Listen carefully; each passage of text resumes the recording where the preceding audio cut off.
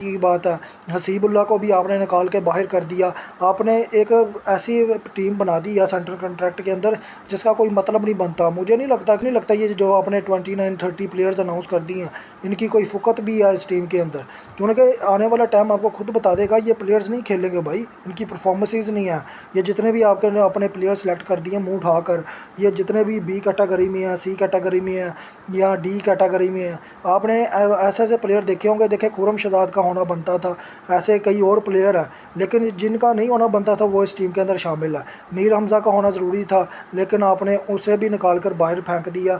लेकिन ऐसे कई प्लेयर हैं जिनके साथ ज़्यादती हुई है। मैं हमेशा यही कहता हूँ कि ये जो मोनोपोली है ना प्लेयर्स की, इनको वापस लाने की। अब बी कैटेगरी देख लें, मुझे हैरानगी है शादाब खान को बी कैटेगरी में रखा गया।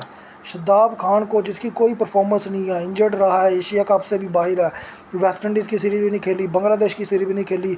इसी तरह का अगर आप फ़खर जमान को देख लें तो ये भाईजान भी इंजरी से कभी बाहर आते ही नहीं है।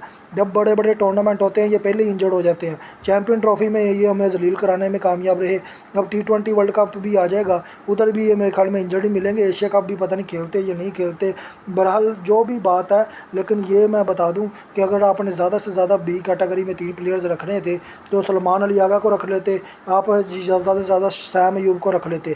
अबरार का तो मैं हैरान हूँ कि अबरार अहमद किस तरह से बी कैटेगरी में आया। परफॉर्मेंस तो इतनी खासा नहीं थी, सुफियान मुकीम से ज़्यादा अच्छी परफॉर्मेंस तो नहीं थी, लेकिन अबरार अहमद को बी कैटेगरी में रखा गया है। लेकिन मुझे ये पता है कि आने वाले टाइम में ये कैटेगरीज चेंज होंगी। ये प्लेयर्स जो बीच में एवं घसेड़ दिए गए हैं, किसी को सी में डाल दिया, किसी को डी में डाल दिया और बाकियों को निकाल कर जो परफॉर्मर थे उनको बाहर बैठा दिया कि भाई आप बाहर रेस्ट करें।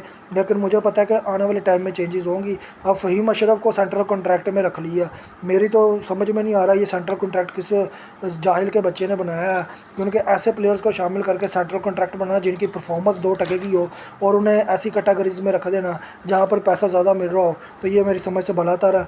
अगर आपने देखना है तो सेंट्रल कॉन्ट्रैक्ट देख लें, मेरा कोई इंटरेस्ट नहीं है। लेकिन परफॉर्मेंस बेस टीम सेलेक्ट होगी, ये आपको आने वाला वक्त खुद ही बता देगा।